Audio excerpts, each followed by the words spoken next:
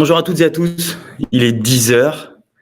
Je vois qu'il y a déjà beaucoup de messages dans le chat, donc je pense que l'interaction est là, les participants sont là. Je vois la caméra de Muriel. Bonjour Muriel. Bonjour, bonjour à tous. Merci à tout le monde de nous rejoindre. On va démarrer d'ici quelques instants, le temps que tout le monde ait le temps de se faire couler son petit café, son petit thé, s'installe confortablement. Bienvenue tout le monde pour cette nouvelle édition de la journée du CSE.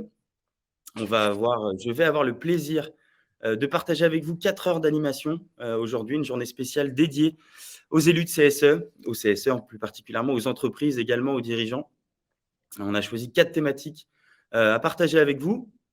J'ai le plaisir de commencer avec Muriel. On va traiter un sujet d'actualité, un sujet qui a fait l'actualité, dont on parle aujourd'hui beaucoup. C'est les conséquences de la loi santé au travail.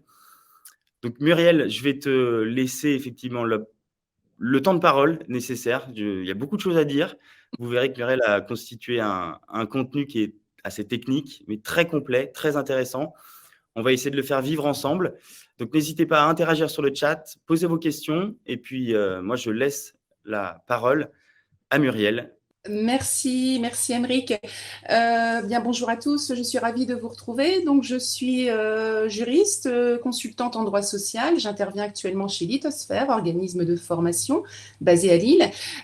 Et ma spécialité, c'est la santé au travail. Et donc j'ai le plaisir d'animer aujourd'hui, comme le dit Aymeric, cette session consacrée aux conséquences de la loi santé qui date d'août 2021, mais dont les applications se font sentir depuis le 31 mars 2022 maintenant, et surtout les conséquences pour les CSE parce qu'elles sont nombreuses en effet. Alors à cette fin, un petit support que je partage avec vous. Oups, disparu, je le remets de suite. Voilà. Donc, effectivement, le CSE, alors avant de dire que le CSE est un acteur de l'élaboration du DUER, je voudrais simplement prévenir, enfin vous rappeler que la loi santé au travail du 2 août 2021 n'est que la transposition finalement d'un accord national interprofessionnel du 10 décembre 2020 qui s'intitulait pour une prévention renforcée et une offre renouvelée en matière de santé et des conditions de travail. Donc, cette ANI fixait 7 objectifs, dont le premier objectif essentiel, qui est de renforcer la prévention primaire au sein des entreprises. Et à cette fin, il a donné 3 axes d'action au niveau des CSE. Il a fait du CSE désormais un acteur de l'élaboration et du suivi du DUER, ce que l'on va voir immédiatement. Mais il a aussi renforcé la formation des membres du CSE. Et enfin, il a clarifié certaines petites choses, enfin, il a transformé plutôt la notion de QVT en QVCT, et ça me permet de revenir sur justement le pouvoir qu'a le CSE en matière de négociation sur cette question et la possibilité de recourir à l'expertise. Alors, commençons tout de suite, si vous le voulez bien, par le CSE, acteur de l'élaboration et du suivi du DUER. Alors, le VRP, c'est-à-dire ce qu'on appelle communément l'évaluation des risques professionnels, a été introduite par le décret du 5 novembre 2001 qui transposait des articles 9 et 10 de la directive européenne du 12 juin 89, dite directive cadre. Alors, pas de changement majeur, le VRP n'est finalement qu'une obligation, il reste toujours une obligation imposée par le Code du travail depuis 2001 pour toute organisation comptant au moins un salarié, et cette obligation s'applique non seulement aux entreprises privées, mais également aux 3 versants de la fonction publique. Donc là-dessus, bien sûr, pas de grands changements. Là où le changement intervient en 2021, c'est que la loi santé de 2021 en a profité pour introduire quelques nouveautés. Alors, ces nouveautés, vous le voyez, on va les voir en détail. C'est un accès élargi, tout d'abord à ce DUER. C'est une notion de traçabilité collective. C'est une obligation de conservation et d'archivage également. C'est une implication d'acteurs élargie, dont le CSE. Et c'est surtout une structuration des actions de prévention en lien donc avec le DUER. En ce qui concerne tout d'abord l'extension de l'accès. Alors, vous voyez que depuis la mise en place du DUER, on est venu petit à petit élargir l'accès de ce DUER. Au départ, seul l'employeur détenteur et en responsabilité de sa rédaction en avait la maîtrise. Petit à petit, on est venu tenir à disposition ce DUER, enfin, on est venu mettre à disposition ce DUER, aux médecins du travail, aux institutions représentatives du personnel, à des salariés, mais à une catégorie particulière qui était celle des salariés soumis à des risques particuliers, pour en 2008 commencer à avoir une lisibilité, une transparence sur cette question, avec notamment en 2008 des salariés qui pouvaient consulter ce DUERP sans plus de conditions particulières. L'inspection du travail également avait ce document à disposition, la CARSAT, la MSA, les organismes de branche, les agences de sûreté, les agents de sûreté nucléaire, enfin finalement une transparence assez élargie. En 2021, on élargit encore cette lisibilité puisque désormais, le document unique est transmis par l'employeur au service de prévention santé au travail, auquel chaque employeur est affilié. Donc, chaque mise à jour du DUERP devra être transmise à ces services, mais aussi le DUERP, vous le voyez, pourra être désormais également accessible pour les anciens travailleurs. C'est-à-dire qu'effectivement, ces anciens travailleurs pourront demander à accéder à ces DUERP. Alors, bien sûr, le texte restreint cet accès.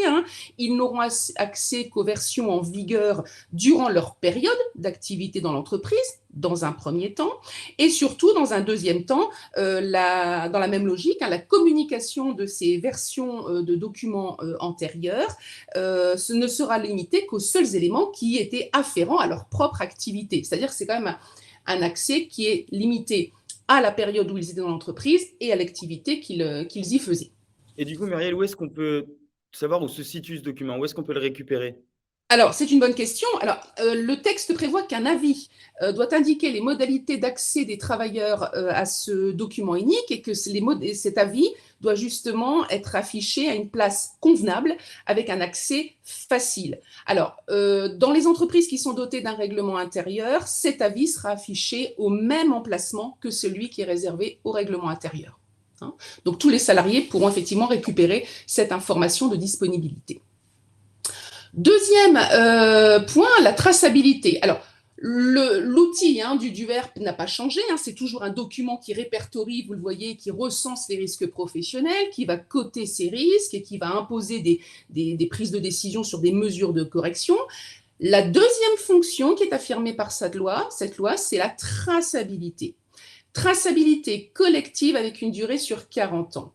C'est-à-dire que la loi, désormais, oblige à conserver pendant au moins 40 ans et de façon dématérialisée le DUERP. Alors attention, nous n'avons pas encore les modalités, l'entrée en vigueur du dépôt n'est pas encore connue, comment ça va se faire, sur quelle forme de plateforme. Donc en attendant, les employeurs ont l'obligation de conserver eux-mêmes, par voie matérielle ou dématérialisée, toutes les versions successives du DUERP. C'est-à-dire qu'il n'est plus possible d'écraser ce qu'on faisait dans le temps, d'écraser les versions en disant voilà la dernière mise à jour et on effaçait toutes les anciennes données. Ce n'est désormais plus possible. Vous le voyez, ce portail numérique va être déployé et administré par un organisme qui va être géré par les organisations professionnelles des employeurs représentatives.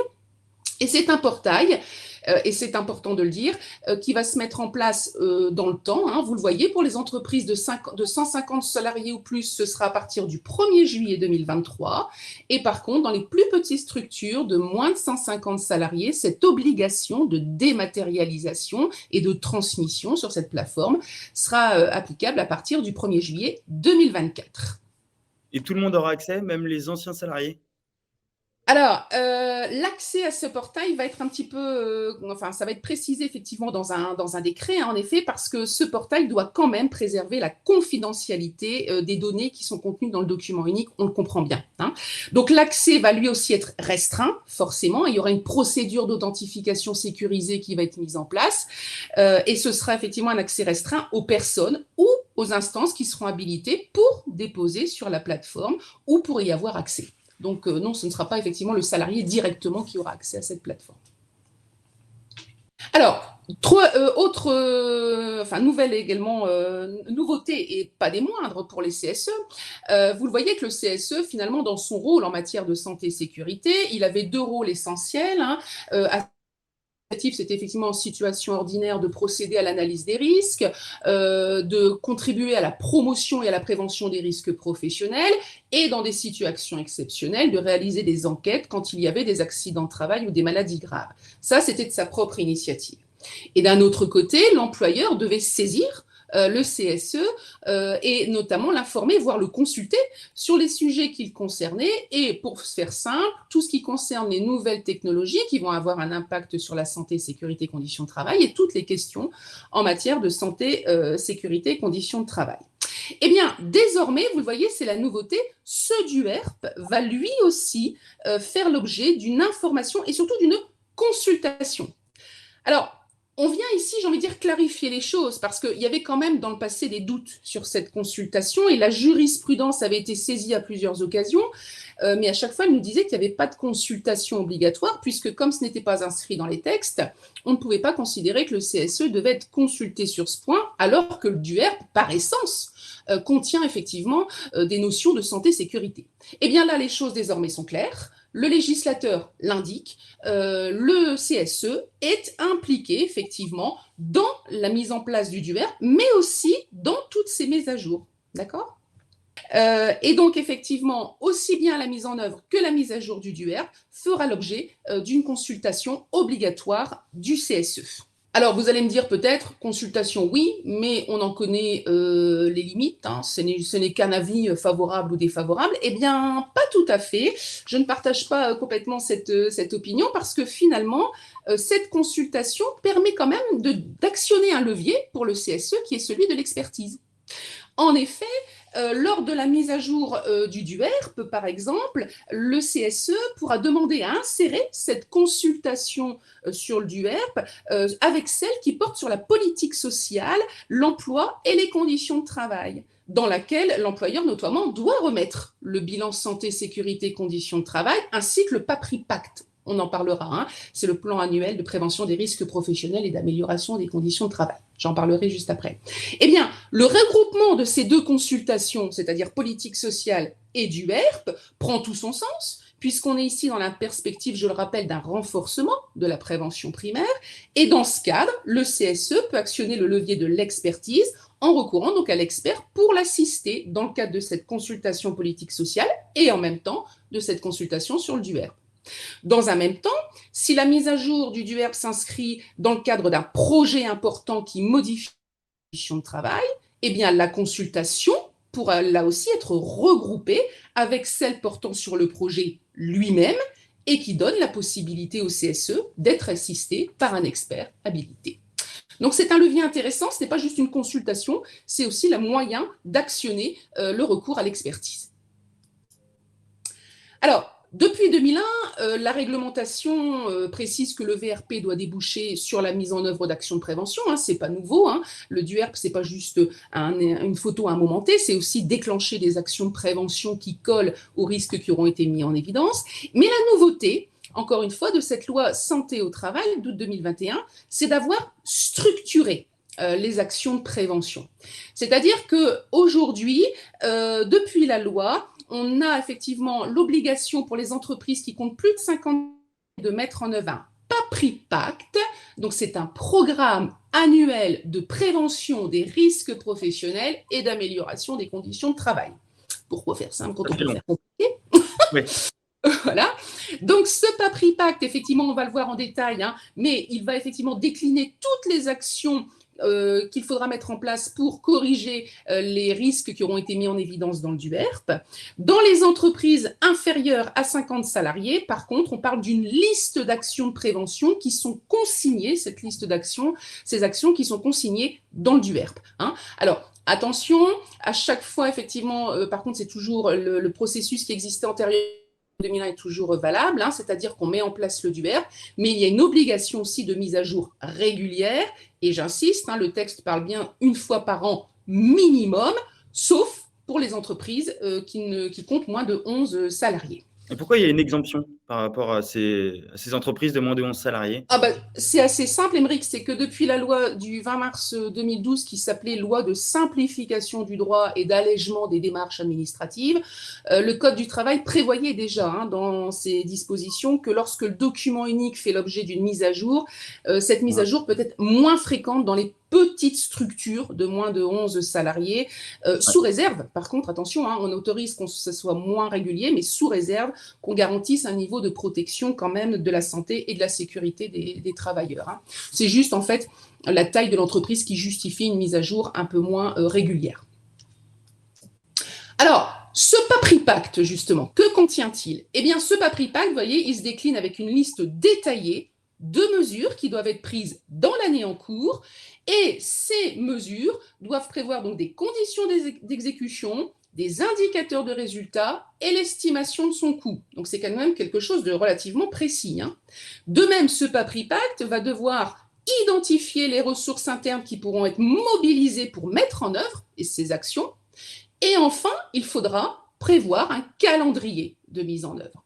Donc, c'est vraiment quand même un document qui est très intéressant pour le CSE parce que j'ai envie de dire, au-delà de l'engagement de l'entreprise, il y a toute la déclinaison opérationnelle de ces actions qui sont ici identifiées avec personne, calendrier, coût. D'accord?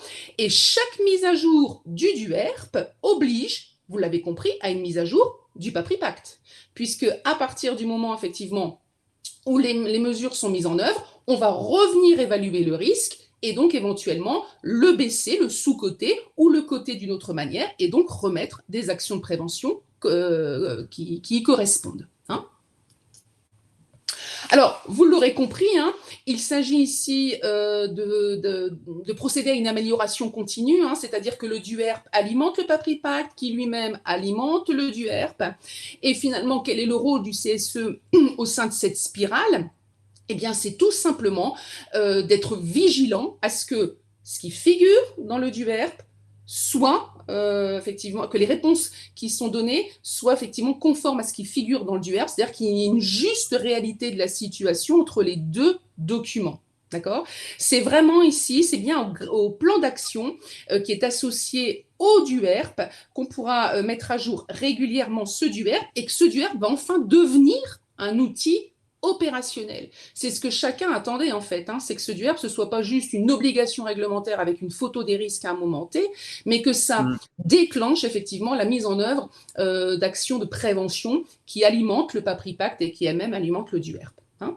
Donc, là, bien sûr, vous, CSE, là où vous devez être vigilant, c'est que si vous constatez que cette transformation n'est pas conforme ou que la situation est différente, c'est bien évidemment d'alerter immédiatement, dans le cadre de vos réunions, l'employeur, hein, en indiquant effectivement que vous n'êtes pas, que pour vous, il semble qu'il y ait une inadéquation entre ce qui est constaté dans ce document unique des risques et les actions qui sont mises en œuvre. Ou alors, dans la déclinaison opérationnelle, de contester, par exemple, la priorité qui va être donnée à certaines actions. Pourquoi pas? Donc, vous avez vraiment, j'ai envie de dire, le CSE est vraiment dans un rôle de contrôle de la réalité de la situation qui sera ainsi définie. Et que faire s'il y a un décalage, du coup, entre la réalité et effectivement ce qui est mentionné dans le document? Eh ben, justement, le relever immédiatement dans les réunions, dans les PV des réunions, le mettre à l'ordre du jour, demander des explications, parce que ça veut donc dire que dans ces cas-là, ce qui a été annoncé dans le PAPRI Pacte n'est pas, enfin, je ne vais pas dire n'est pas vrai, mais n'a pas été en tout cas, n'est pas en réalité avec ce qui est constaté dans le DUERP. Donc, c'est tout de suite d'avoir une explication. Pourquoi? Pourquoi, effectivement, y a-t-il un décalage? Comment s'explique-t-il? Et dans ces cas-là, on corrige, effectivement, le PAPRI Pacte. Non?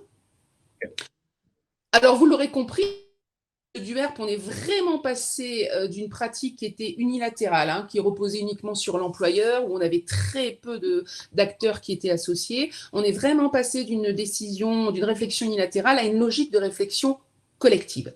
Alors, j'ai pris cette image-là parce que finalement, avant la loi santé au travail, le DUERP, c'était une photo. C'était un instant T, un instrument réglementaire, une photo qui faisait état de la situation à un moment T, qui était souvent perçue comme une contrainte administrative, c'est pas faux, hein, et qui découlait souvent sur des actions de prévention, mais malheureusement secondaires ou tertiaires, c'est-à-dire, j'ai envie de dire un peu trop tard, de réparation ou de protection. Ici, avec la loi santé au travail, on veut vraiment faire ce qu'on appelle de la prévention primaire, c'est-à-dire supprimer le risque à la source. C'est donc, on rentre dans une démarche d'analyse dynamique des risques professionnels en faisant du DUERP un témoin de carrière avec une traçabilité collective, le but étant d'agir le plus en amont possible dans la prévention et pas uniquement dans la réparation. Ouais. D'accord ? Et bien sûr, c'est d'associer tout le monde aussi à ce DUERP. Deuxième axe, et non des moindres, parce que là aussi, beaucoup d'encre avait pu couler sur la formation, c'est effectivement une formation qui a été renforcée en matière de santé-sécurité.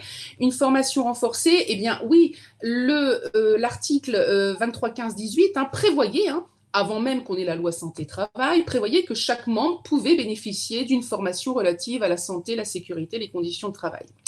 Mais il y avait quand même un souci parce que la durée n'était pas clairement expliquée. 3 jours, 5 jours, enfin, il y avait vraiment des confusions et chacun interprétait à sa manière. Désormais, c'est clair, le seul distinguo que l'on fait, c'est finalement entre les moins de 50 et les plus de 50. Alors, s'il fallait résumer, dans une entreprise de moins de 50 salariés, le CSE dispose d'une formation santé, sécurité, conditions de travail. S'il s'agit d'un premier mandat, vous le voyez, cette formation est de 5 jours. Et pour tous, titulaires comme suppléants, d'accord? Et le coût pédagogique est pris en charge par l'employeur. Alors, avec la possibilité, bien évidemment, de prendre en charge par un OPCO, puisqu'effectivement, ça a été prévu également par la loi, c'est-à-dire que ce financement, qui peut être lourd pour des petites entreprises, peut bénéficier effectivement de cette prise en charge. Quand, par contre, les élus CSE seront en renouvellement et auront donc déjà suivi une formation initiale et que ce sera uniquement un renouvellement, là, vous le voyez, toujours un coût supporté par l'entreprise, ça, c'est pas une difficulté, mais surtout, la durée de la formation passe à 3 jours. D'accord ? Dans les entreprises, par contre, de 50 salariés et plus, on retrouve ce dispositif en matière de formation santé, sécurité, conditions de travail, toujours 5 jours, d'accord, pour les titulaires, pour les suppléants. Et la petite différence, c'est que en cas de renouvellement, là, on va faire le distinguo, effectivement, suivant que l'on est dans une entreprise de plus de 300 salariés ou de moins de 300 salariés, c'est-à-dire est-ce qu'il existe une SSCT ou pas, une commission santé-sécurité ou pas. Et là, vous le voyez que dans les entreprises de plus de 300 salariés, là, en cas de renouvellement, on est encore sur 5 jours, alors que dans les autres cas, on est sur 3 jours de formation. Par contre, on le rappelle, je le redis à titre d'information, dans les entreprises de plus de 50, il y a également la formation économique des membres du CSE, mais qui est distincte, qui n'a rien à voir avec la formation santé-sécurité, qui est une formation supplémentaire et qui est une formation, effectivement, qui est supportée financièrement par le CSE, pas par l'entreprise, et qui n'est théoriquement réservée qu'aux titulaires, mais comme c'est une décision du CSE qu'il finance, il peut décider d'ajouter effectivement les suppléants sans difficulté. Et la durée maximale de cette formation, c'est 5 jours pour la formation économique. D'ailleurs, les 5 jours par rapport à cette formation économique, ils doivent être pris d'un coup? Non, pas nécessairement. C'est le CSE ici qui va déterminer. Il peut le prendre par petits morceaux, par petits bouts. Par exemple, il peut prendre 2 jours de formation sur des aspects comptables, 2 jours de formation, une journée de formation, par exemple, spécifique pour le secrétaire, pour l'aider dans l'ordre du jour, pour la rédaction des PV. Non, ici, il n'y a aucune obligation à ce que ce soit 5 jours d'un coup, évidemment.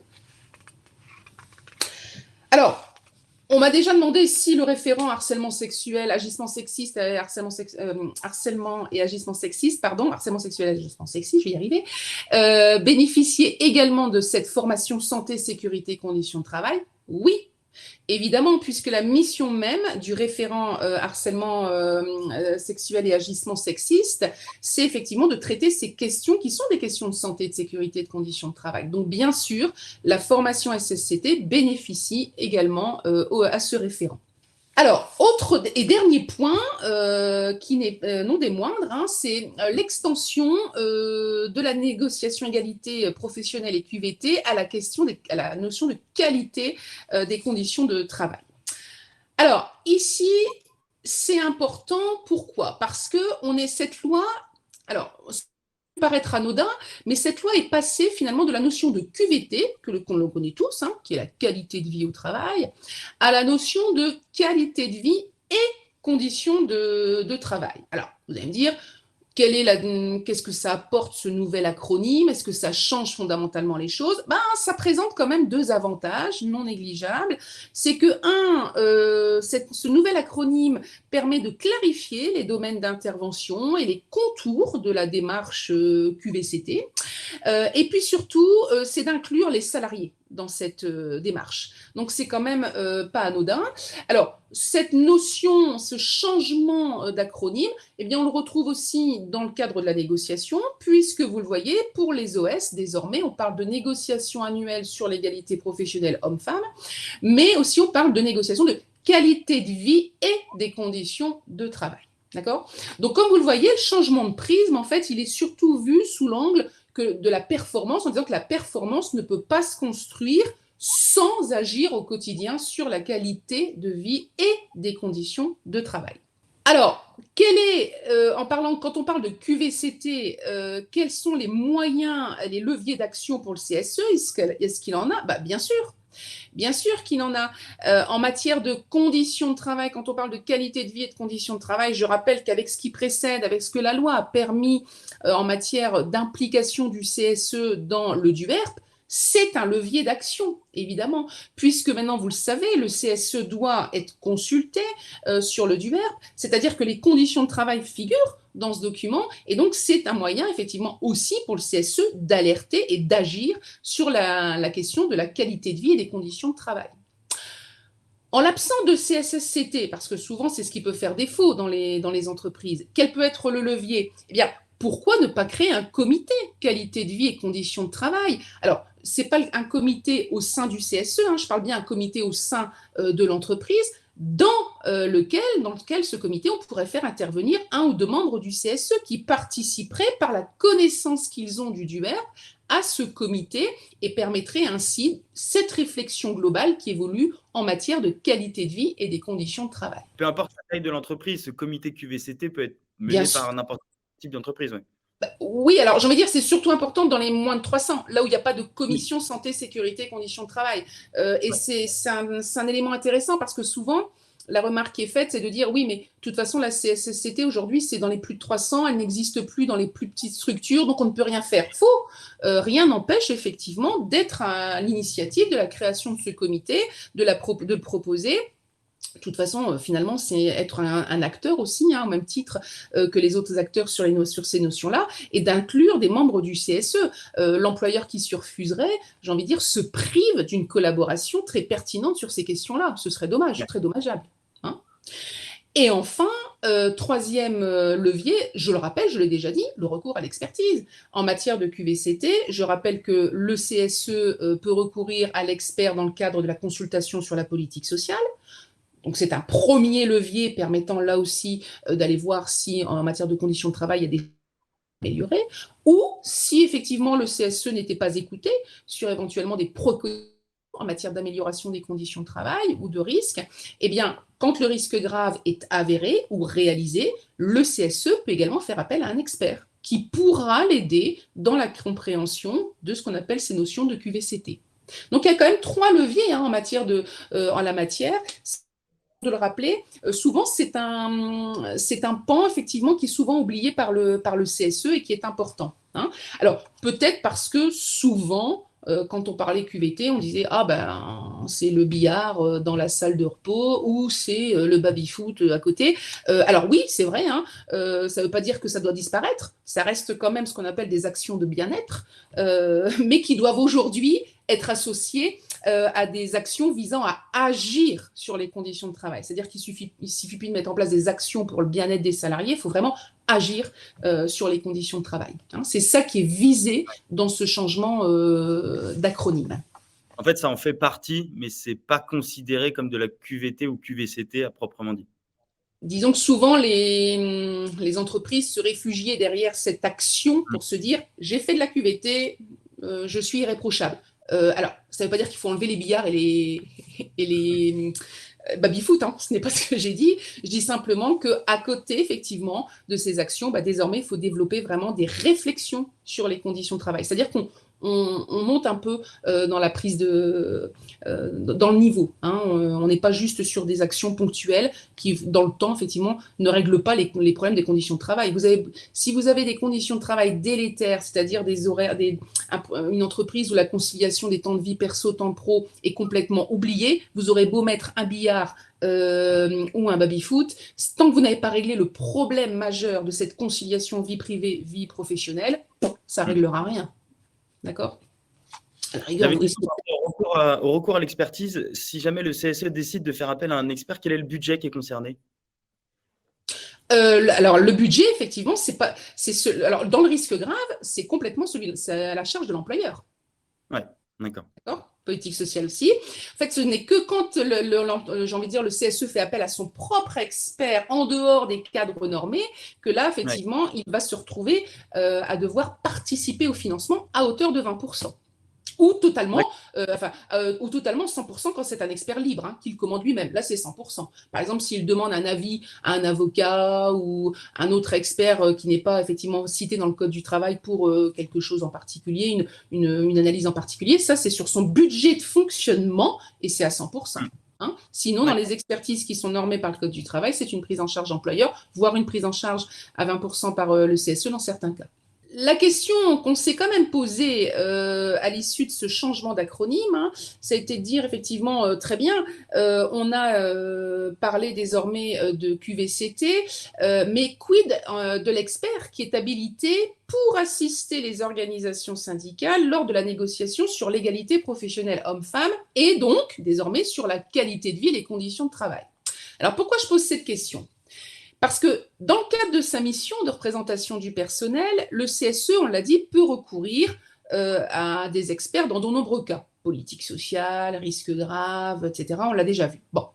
Mais dans deux cas précis, il peut recourir à l'expertise, non pas pour lui-même, non pas pour éclairer ses travaux, mais pour d'autres acteurs que sont les délégués syndicaux. D'accord ? Alors, le premier cas que vous connaissez peut-être, c'est dans le cadre d'un licenciement économique, où le CSE peut mandater un expert pour éclairer les organisations syndicales qui vont devoir négocier sur le plan de sauvegarde de l'emploi, hein, ce qu'on appelle le PSE.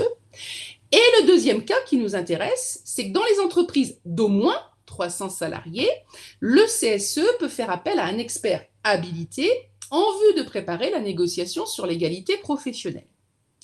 Et donc, vous me voyez arriver, c'est de se dire, est-ce que l'élargissement du champ de la négociation, qui est donc passé de QVT à QVCT, hein, puisqu'aujourd'hui on parle d'une négociation sur l'égalité professionnelle et la QVCT, est-ce que ça permet d'élargir finalement le champ de l'expertise ? C'est-à-dire, est-ce que le CSE peut finalement demander à l'expert habilité d'agir également sur non pas uniquement sur l'égalité pro et l'égalité salariale, sur des indicateurs de cet ordre-là, mais également sur la qualité de vie et les conditions de travail.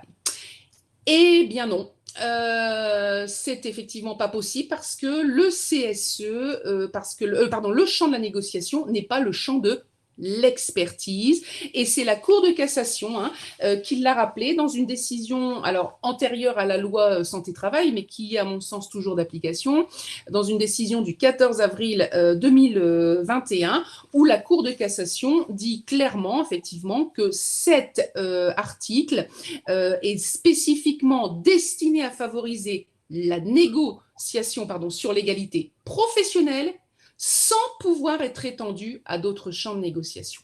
Donc là, c'est plus, j'ai envie de dire, une vigilance que j'adresse ici au CSE.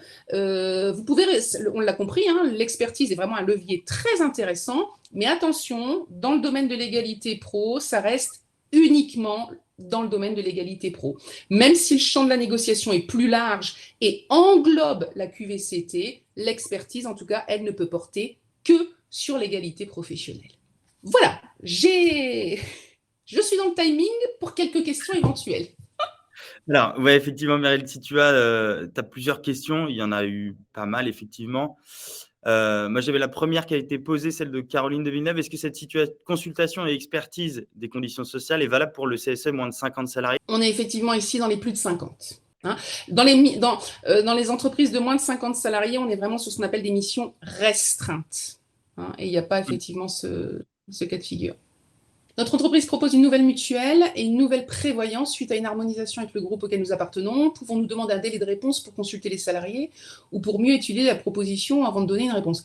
Alors là, on est hors champ de ce qu'on vient d'évoquer, mais effectivement, ici, demander... Alors, Normalement, non, parce que le délai effectivement qui est fixé par la loi pour donner votre avis, ben, il est voilà, c'est justement ça fait l'objet des lois Rebsamen qui permettent de limiter des délais qui s'étendent à ne plus finir et qui ne permettent pas à l'employeur de mettre en œuvre leur action.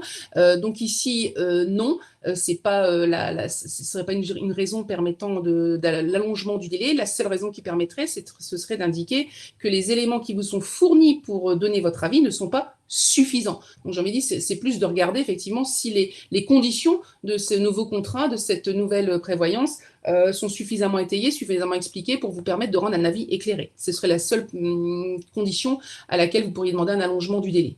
Il y avait une question de Leïla aussi. Le PAPRI Pacte et le du ERP sont-ils forcément deux documents distincts ou peuvent-ils être ensemble? Oui, oui. Alors, le PAPRI Pacte et le DUERP, ce sont deux éléments distincts, contrairement par contre aux entreprises, aux plus petites entreprises, où là, la liste des actions de prévention, elle est annexée au DUERP. Là, ce sont bien deux choses différentes, et c'est justement ce qui permet au CSE de faire une lecture concomitante et de se dire est-ce qu'effectivement ça correspond aux risques qui ont pu être évalués et définis dans le DUERP. Est-ce que la réponse qui est donnée en face est une réponse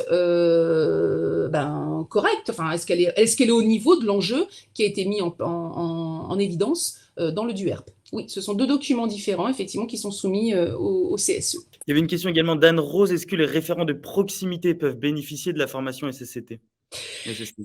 Alors, j'ai envie de dire, tout dépend, Anne-Rose, des missions que vous avez données à ce représentant de proximité. Si vous, et ça, c'est un peu compliqué, puisque finalement, la loi a laissé toute liberté au CSE de définir les rôles, les moyens, les attributions à ces représentants de proximité.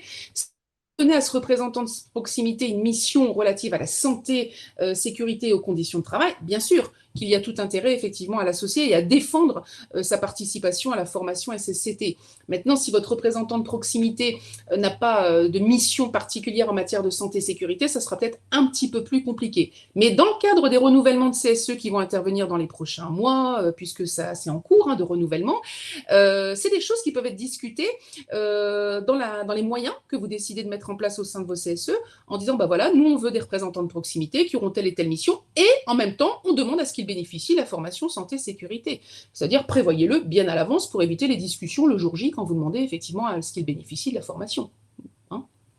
Alors, dans le même ordre, je vois qu'Elisa me dit, est-ce qu'il y a un délai pour suivre la formation après le début du mandat?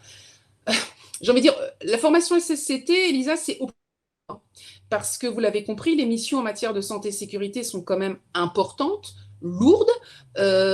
Donc, si vous n'avez pas suivi la formation, ça va être compliqué, effectivement, de comprendre vos missions et les leviers d'action que vous avez.